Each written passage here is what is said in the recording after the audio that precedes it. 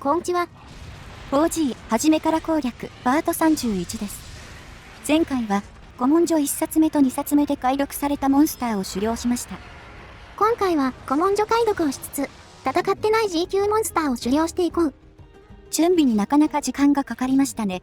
うまくいくといいんですが。よし、じゃあまずは武器作成だ。素材を取りに樹海に来てるよ。これは上位バサルアシのギルクエです。じゃ、背中失礼してと。背中破壊をすると、特定の場面で採掘することができます。お目当ては天空の結晶です。バサルの採掘で 60% で入手できます。これがたくさん必要になるんだよね。というわけで、採掘してエリチェイを繰り返してる。今のとこいいペースです。そりゃ。はい、ある程度集めたら普通に倒します。上位個体なんで楽勝です。結局、この1回だけで天空の結晶20個集まったよ。普通の採取でもめっちゃ出てくれた。バサルの採掘も調子良かったですね。一部の行動は無限に採掘できるみたいです。いやー、集めやすくて助かったよ。なんせ25個も必要なもんでな。それじゃあ、素材も集まったし、さっさと武器強化といきますかね。さあ、強化と。古参ハンターにはおなじみの武器を作ります。これだね、超絶一問。まずは新絶に強化だ。そして、極絶へと強化できます。天空の結晶以外の素材は簡単ですね。武器名としては、超絶が一番有名かな。新絶以降は、性能微妙なことも多いし。攻撃力は絶望的ですが、竜550が光ります。あいつへの対抗策だね。じゃ、クエストに行こう。さあ、スキルも組んで準備万端です。次の相手は一応新モンスターになりますかね。これだね、不協和音の風が鳴る。錆びたピシャルダウラの討伐だ。村上位のラストでは戦いましたが、あれはほぼイベント戦ですからね。純粋な狩猟はこれが初です。スキルはこんな感じ。ありもので組めたお手軽流属性特化だね。小耳になってますが、これは適当に倍化したためで、サピクシャも耳栓で十分です。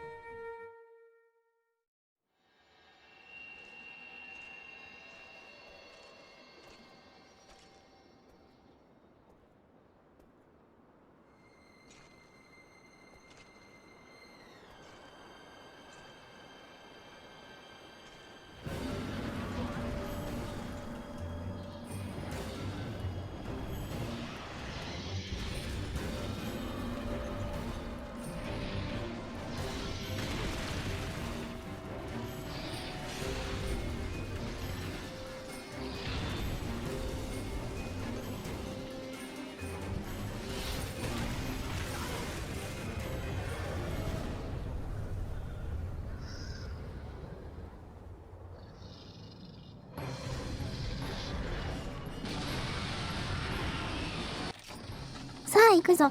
こいつはガチ強敵だから慎重に立ち回ろうね。この子、報酬金は通常クシャルと同じですが、同格扱いなんてとんでもありません。肉質も行動もとんでもなく強化されており、古竜の中では頭一つ抜けた強敵です。まず物理面の硬さだね。なんと弱徳が通るのは風をまとってない時の頭だけだよ。その他、後ろ足も鬼のように硬化しており、紫ゲージでも弾かれるくらい硬いです。幸い、属性肉質だけは柔らかいままだから、水か竜属性の手数武器が有効だね。中でもおすすめしたいのが、この極絶。一応、通りとしては、水、竜なんだが。シンプルに、水属性武器の中に極絶を超えられる属性値を持つものがないんですよね。若干属性肉質が劣っていても、極絶の方がダメージ効率は良くなっています。モンハントライ以降の風竜剣は、あまりにも物理性能が低くて使えなかったんだけど、4G に関しては極端な肉質を持つやつがいるから、作って損はない武器になってるね。特にサピクシャについては双剣というのも合ってますね。ちょこまか動くので追いかけやすいです。そして 4G で追加された突進連山のおかげで、一瞬の隙に属性ダメージを叩き込むことができます。すでにさっきから多くの頭ひるみが取れてるけど、この突進連山がとにかく優秀なんだよな。ただの振り向きに入れるだけでいいから、安全性もめちゃくちゃ高いんだよ。このシリーズではチャークをよく持ちますが、正直チャークではやってられませんでしたね。飛ぶし回り込むし風はあるし、攻撃をさばくだけで手一杯になるよね。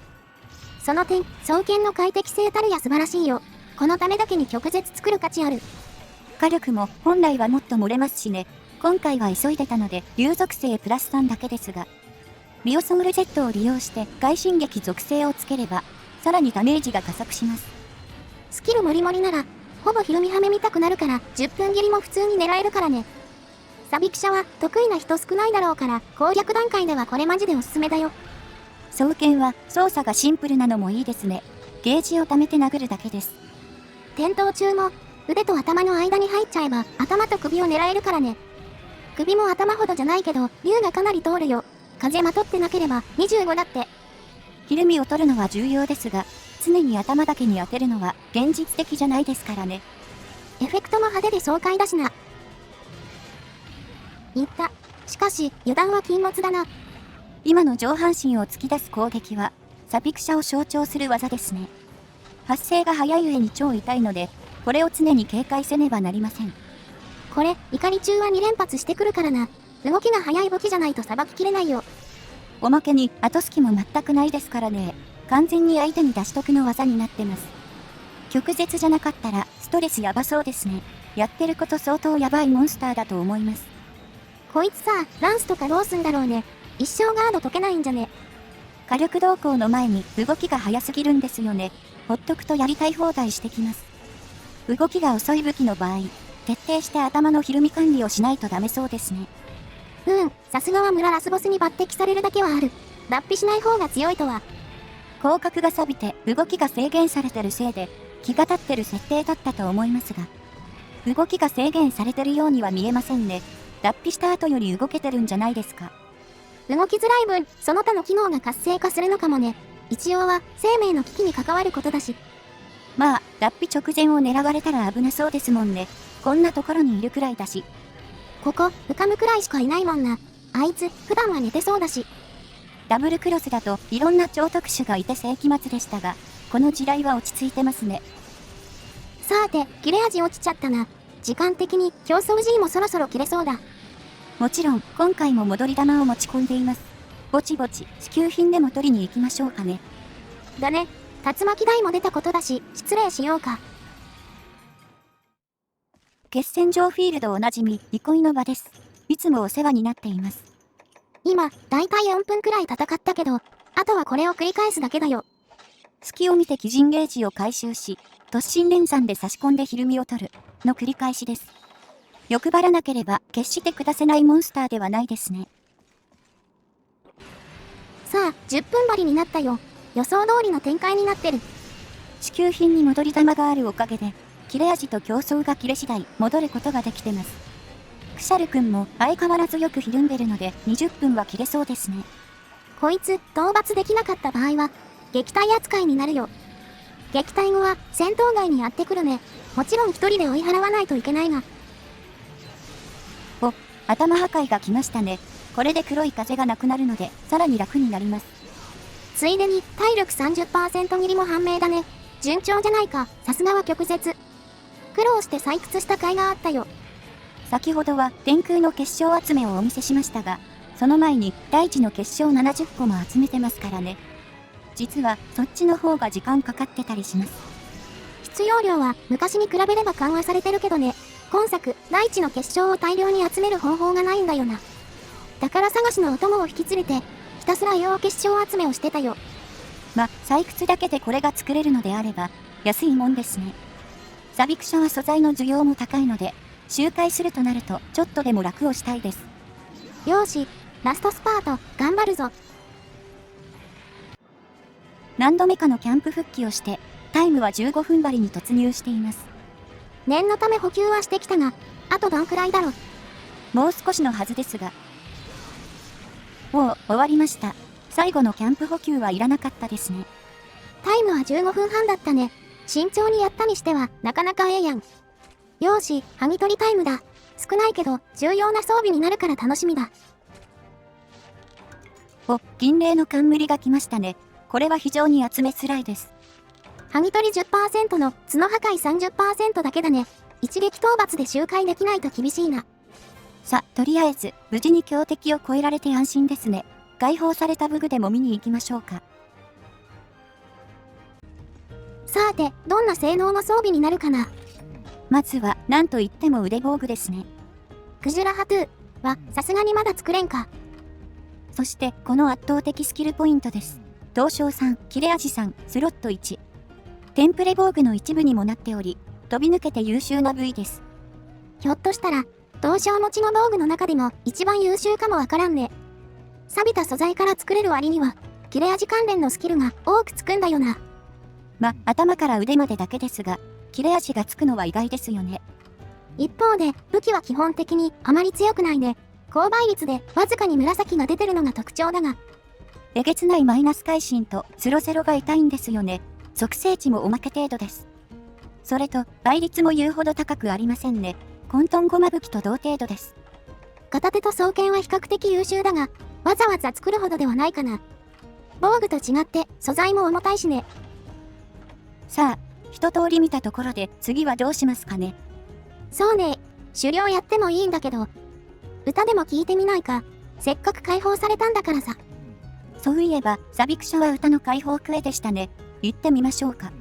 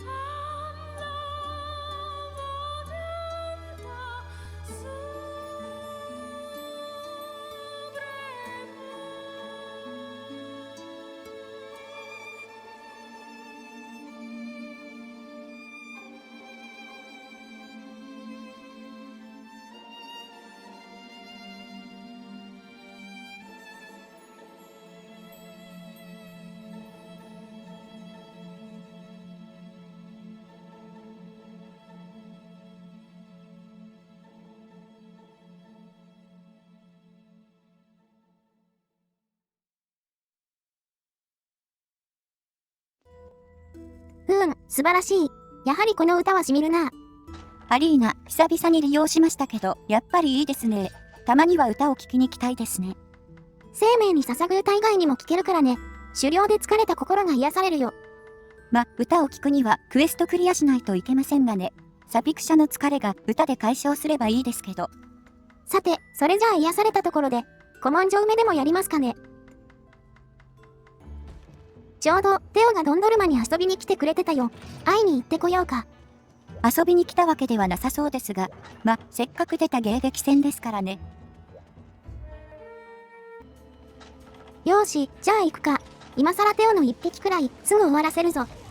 テオは本当に需要が高いモンスターですね。防具優秀だし、古文書解読は進むし。その上、狩猟は非常にやりやすい、G 級の癒しです。ギルクエではたくさんの報酬をくれるしな。4K プレイヤーには馴染み深いよね。4G になってから武器もたくさん追加されましたしね。片手の印象が強いです。テオ片手は爆破500の匠紫40で汎用性が高いんだよね。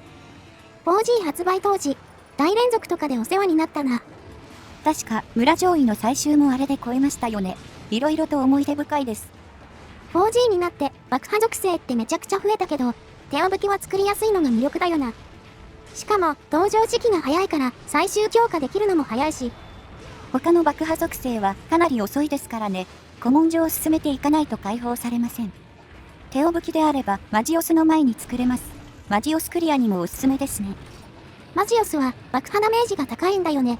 個体状態が登場するクエでは爆破が有効だ。ソロでも十分討伐可能だから苦手な人ほどおすすめできる武器だね。さすがに解放後は物理性能が足りてませんが、それはテオ武器に限りません。このデータでも最初はテオ片手を作ってマジオスを超えるプランもあったんだよな。結局後のことを考えて無理やりアーティで突破したが、大地の結晶をケチっただけですけどね。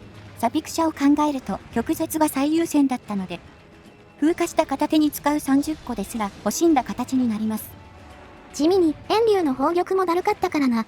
大宝玉は出るのに普通の宝玉に恵まれなかった。現時点で大宝玉は6個集まってますね。前の動画でも言いましたが、やたら目にします。大宝玉自体はありがたいんですが、普通の宝玉の方がストッパーになったりしますね。最終強化はできるのにその手前で止まったりね。モンハンあるあるすぎるよ。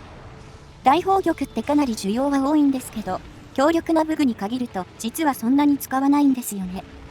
そうなんだよね。よく出ること以上にあんまり消費してないから溜まってるのはあるな。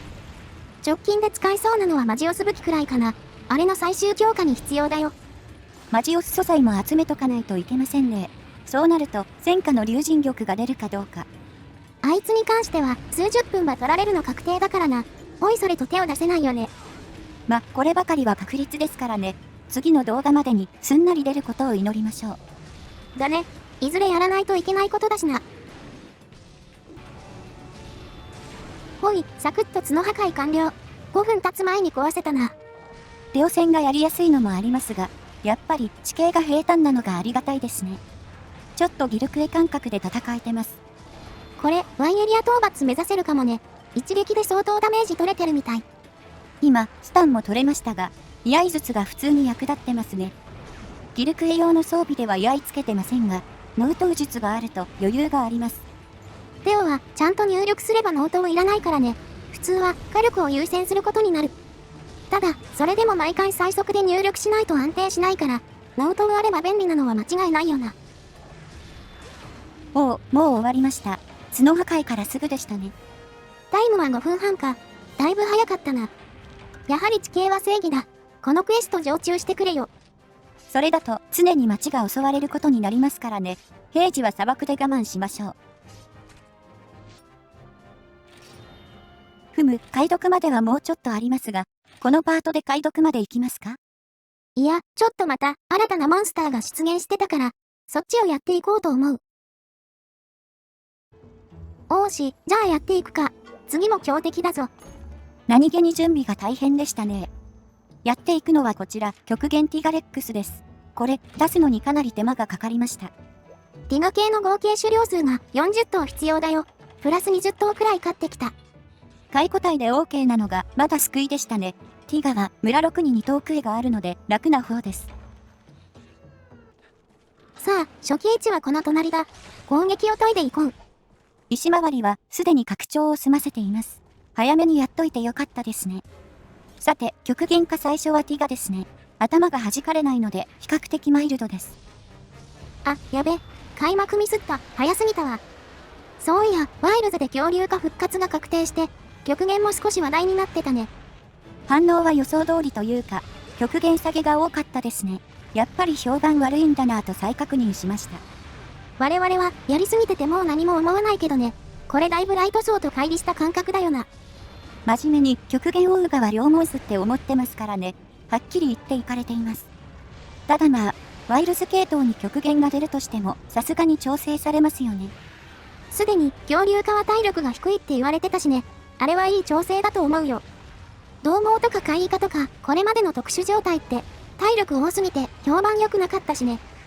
モンスターの強化っていろんな方向性がありますけど、体力多いのはダレルだけですもんね。開発的にも同じ鉄は踏みたくないという意志を感じれて、ワイルズには期待が持てます。さあ、横道にそれてる間に攻撃が切れてしまった。極限ティがめっちゃ久々にやるからよくわからん。頭に弾かれないからマイルドと言っても、翼に弾かれるのは普通に厄介ですね。基本は振り向き狙いでいいと思いますが、さすがに極限はいろいろとやりづらいです。ここ、ツタがあるからやりやすい雰囲気出てるけど、エリア狭いし段差邪魔だし、結構戦いづらいな。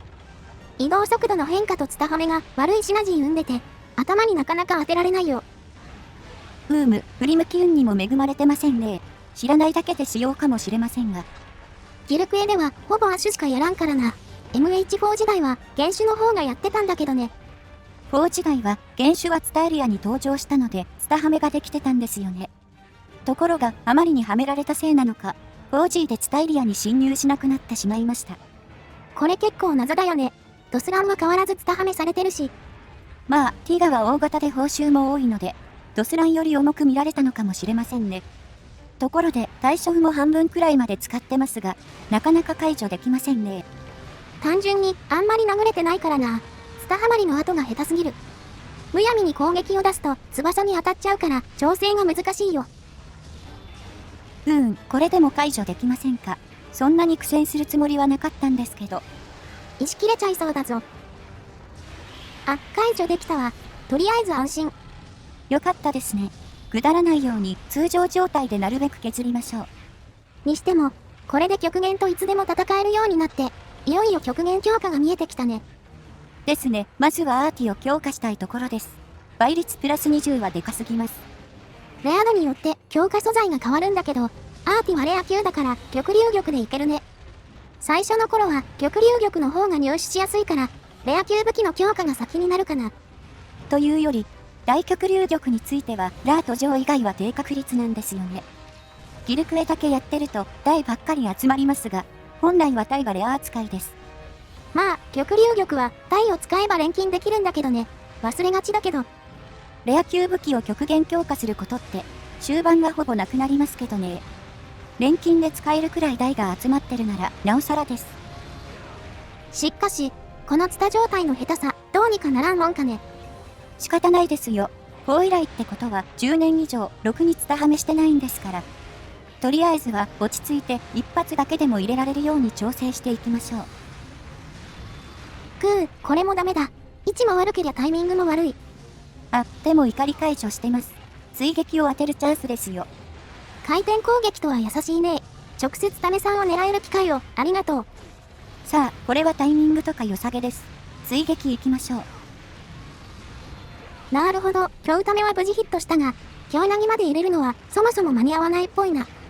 となると、京タメで止めて、復帰直後に通常タメを当てるのが正解っぽいですね。さすがに、ここでツタハメの習得までは狙いませんが、このクエ限定で活かせそうです。復帰直後にタメを合わせるのは、ドスランもそうだしね。おそらく、昔はその手順だったんだろう。このクエははめるまでもないな。極限以外は普通のステータスだろうし。まあそうでしょうね。その極限が本来はめちゃくちゃイレギュラーなんですが。つうか、極限にしては超普通に出現したよな。大長老ももう少し驚けよ。村ストーリーが終わってる前提なら、初めてじゃありませんから。あ、これは最極限か。1回目の解除はいまいちだったな。体力的に極限回数も多くないでしょうし、極限2回で終わらせたいですね。今の振り向きはいいですね。冷静に追撃していきます。おお、ちょっと遅い気もしたが入ったか。戦いの中で成長しているぞ。ただ、石研いでなかったですね。解除値はたまりません。あ、おい、どこ行くんだ。石研いだ瞬間に移動かよ。ハンターの対策わかってるね、君。感心してる場合ではございません。時間もったいないので、早く追いますよ。移動して少し戦いました。ここ、斜面にはなってますが、広めで戦いやすいです。真ん中付近にある段差が邪魔ではあるが、おおむねやりやすいね。ティガも心なしか、さっきより素直な振り向きが多い。そこまで時間かからず終われるかもしれん。移動停止ちょっと無駄にさせられましたからね。効果時間重視で合体にしてよかったです。2回目の解除が入りました。スタンでも入ればそのまま終わりそうですが。手数が足りてないせいか、スタンする気配がないんだよな。結構頭外しちゃったりもしてるし。ここは出し惜しみせず先行で止めていこう。ここからは解除時間も短くなっていくし。先行中はその場方向してきたりもしますが、威嚇が増えて殴りやすいですね。2連続の威嚇いただきました。それでいいんだよティガ君。こうなっちゃえば極限もクソもありませんね。動かないモンスターを一方的に攻撃していきます。3回目の威嚇もゲットです。外心さえ出れば一撃でひるんでくれますね。今の先行は素晴らしかったな。一気に削れたぞ。おお、弱ってるわ。結局先行投げるゲームじゃねえか。まあ、一応解除には手間取りましたし、あとは普通に追いかけて倒しましょう。ちょっと見づらいけど、どうやら疲労してるみたいだな。いいですね。あとため一発でも入れれば終わるでしょう。疲労時はぼーっとすること多いから、振り向きでなく直接殴りに行こうか。ですね。再々曲だけは阻止しましょう。あ、ダメすらしなくても終わったわ。体力ミリだったんだな。お疲れ様でした。タイムは12分切ったくらいですね。ツタヤラレの動きさえ改善できれば5針で回れるでしょう。今のところ挑める極限はこれだけだから、裏で極流玉集めをしておこう。極限解除には極流玉3つで OK ですから、そこまで時間はかからないでしょう。さーて、そんじゃ古文書の解読具合でも見て、今パートは締めに入ろうかね。3冊目の解読ももうちょいって感じですね。次回で解読されたモンスターと戦いそうです。いいね、4文字進んだぞ。古竜と同じくらいだな。さすがは最高難度のクエスト群ですね。極流玉集め以外にも意味があるのは嬉しいです。さて、サビクシャを無事越えられたね。あいつは結構心配だったんだよな。スキル周りも揃えられるか不安でしたけど、割とすんなりいいのが組めてよかったですね。それと、生命に捧ぐ歌も良かったです。歌自体聴かなかったって方も多いんじゃないですか。あれ、ちょっと狩猟音楽祭を思い出すよね。歌姫さんはいつも素晴らしい。たまにはアリーナによって狩猟ですさんだ心を癒してはどうかな。発掘運も上がるかもしれませんよ。ほいじゃ、次の動画で。またね。